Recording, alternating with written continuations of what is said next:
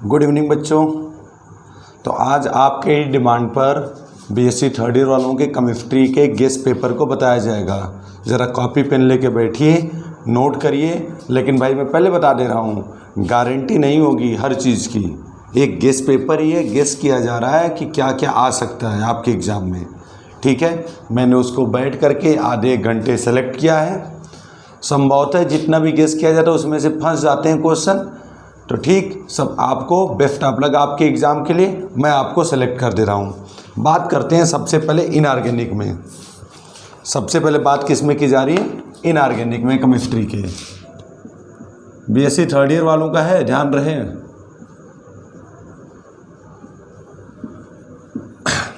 Inorganic में अच्छा, ये जितने लोग बीएससी थर्ड ईयर में, ये सबके यहाँ वीडियो शेयर भी कर देना। क्या पता सारा डिट्टो वही आ जाए जो बताया जा रहा है। ठीक, उसमें सबसे पहले आप मेटल लिगेंड बॉन्डिंग वाले चैप्टर में से करीब करीब 9 मार्क्स का आएगा। मेटल लिगेंड बॉन्डिंग 9 मार्क्स का करीब करीब आएगा। ठीक है, अब इसमें आपको क्या क्या पढ़ना होगा? Limitation of valence bond theory पढ़ लीजिएगा, क्योंकि आसान है। वह पढ़ने के लिए आपको बहुत ज़्यादा मेहनत करने की ज़रूरत नहीं, क्योंकि सेकेंड ईयर में आपने पढ़ा था। फिर उसके बाद क्रिस्टल फील्ड थ्योरी का एलिमेंट्री आइडिया पढ़ लीजिएगा। क्रिस्टल फील्ड थ्योरी से कैसे कॉम्प्लेक्स बनते हैं वह पढ़ लीजिएगा।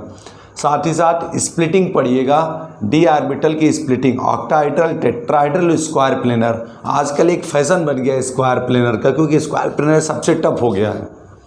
ऑक्टाहेड्रल, टेट्राहेड्रल, स्क्वायर प्लेनर में स्क्वायर प्लेनर सबसे टफ होती है स्प्लिटिंग। तो एक फैशन के तौर पर चल रहा है कि हर जगह क्या इस समय पूछा जा रहा है स्क्वायर प्लेनर का। लेकिन फिर भी बी केयर, आप ऑक्टाहेड्रल भी पढ़िएगा, टेट्राहेड्रल भी पढ़िएगा और स्क्वायर प्लेनर भी पढ़िएगा। यह आपकी क्या हो जाएंगी? डी ऑर्बिटल की स्प्लिटिंग। ठीक, बस इसमें से इतना हो जाएगा।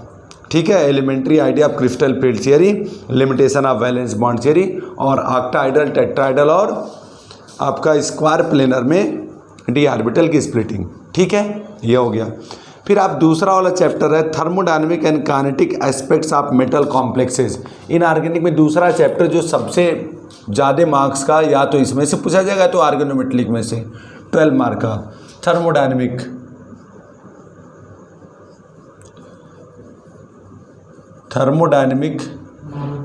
And kinetic. बस इतने समझ रहे हो ना?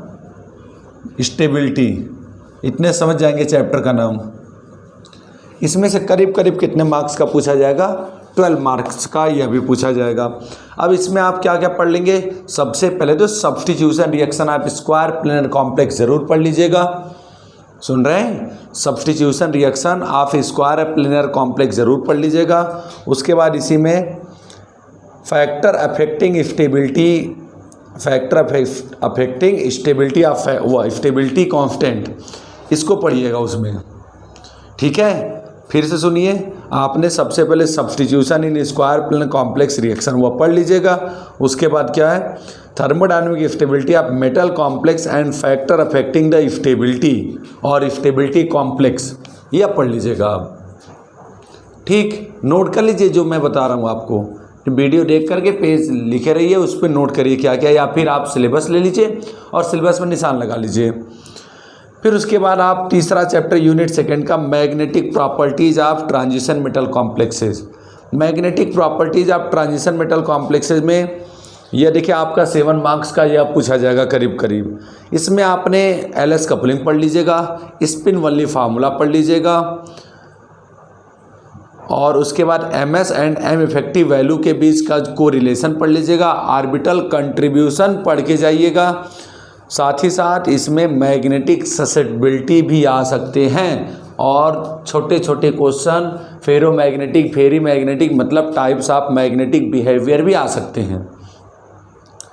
फिर आप पढ़िएगा इसके बाद ऑर्गेनोमेटलिक कंपाउंड, नहीं इलेक्ट्रॉनिक स्पेक्ट्रा, 5 मार्क में आएगा। सबसे इंपॉर्टेंट टॉपिक है, हर बार पूछा जाएगा। D1 और D9 का क्या स्पेक्ट्रा बताना है TiF2O6 के लिए, और DD ट्रांजिशन पढ़ के जाएगा। टाइप्स ऑफ इलेक्ट्रॉनिक ट्रांजिशन भी पढ़ के जाइएगा। सिलेक्शन रूल, यह चैप्टर मत छोड़िएगा, यह चैप्टर इंटरेस्टिंग है छोटा सा चैप्टर है, 5 नंबर आपका बना देगा। 5 से 7 नंबर पूछा जाता है, कभी कभी लॉन्ग में भी आ जाता है और शॉर्ट में भी आ जाता है। फिर उसके बाद बात करते हैं किस पर, ऑर्गेनोमेट्रिक केमिस्ट्री। ऑर्गेनोमेट्रिक केमिस्ट्री सबसे ज़्यादा मार्क का पूछा जाता है, 13 मार्क का। इसमें आप पढ़िएगा मेथड ऑफ प्रिपरेशन, साथ ही साथ जितने लिंक व लिथियम, एल्युमिनियम, मरकरी और टिन, मेरे हिसाब से टिन, लिथियम और एल्युमिनियम यही इम्पॉर्टेंट है। ठीक, साथ ही साथ इसमें मेटल कार्बोनिल पढ़ लीजिएगा, सिनर्जेटिक इफेक्ट के नाम से बड़ा फेमस है। 18 इलेक्ट्रॉन रोल पढ़ के जाइएगा। और साथ ही साथ मोनोन्यूक्लियर कार्बोनिल्स के प्रिपरेशन, स्ट्रक्चर और नेचर ऑफ बॉन्डिंग पढ़ लीजिएगा, जिसे सिनर्जेटिक इफेक्ट अभी भी मैंने कहा था, यह पढ़ लीजिएगा, इसमें से फंस जाएंगे। सिलिकॉन फास्फोजिन से 2 नंबर का, वो आपकी चॉइस, क्या पढ़ेंगे क्या छोड़ेंगे। फिर यूनिट 4 में hard and soft acid and bases, सबसे पहले सैप प्रिंसिपल पढ़ लीजिएगा, SAP concept, hard soft acid base concept. उसके बाद एसिड और बेस स्ट्रेंथ ऑफ हार्डनेस और सॉफ्टनेस, यह भी पढ़िएगा। सिम्बियोसिस पढ़िएगा इसमें। साथ ही साथ इलेक्ट्रोनिगेटिविटी का क्या प्रभाव पड़ता है हार्डनेस और सॉफ्टनेस पर, यह पढ़ लीजिएगा। 7 नंबर में यह चैप्टर आएगा, अप्रॉक्सीमेट 7 मार्क्स। बायो इनऑर्गेनिक में इसेंशियल एंड ट्रेंस एलिमेंट पढ़ेंगे आप। पोरफायरिन की संरचनाएं पढ़ लीजिएगा पोरफायरिन में। उसके बाद हीमोग्लोबिन, मायोग्लोबिन और biological role of alkali and alkaline metals, यह पढ़ लीजिएगा। ठीक है, तो यहाँ तक आप पढ़ेंगे। किसके लिए बात की गई है, इनऑर्गेनिक के लिए बात की गई। जरा ध्यान दीजिए, किसके लिए बात की गई है, इनऑर्गेनिक के लिए बात की गई है। मैं अगले वाले लेक्चर में आपको इसके बाद ऑर्गेनिक वाले में बता दे रहा हूँ कि ऑर्गेनिक में क्या होगा। ठीक है, उसमें भी सेलेक्टिव बता दूंगा। फिलहाल जो मैंने बताया उसको आप नोट कर लीजिएगा, सिलेबस पर इंपॉर्टेंट लगा लीजिएगा। उसको आप क्या कर लीजिएगा, निशान लगा करके उसको पढ़ लीजिएगा। ठीक है, थैंक यू वेरी मच।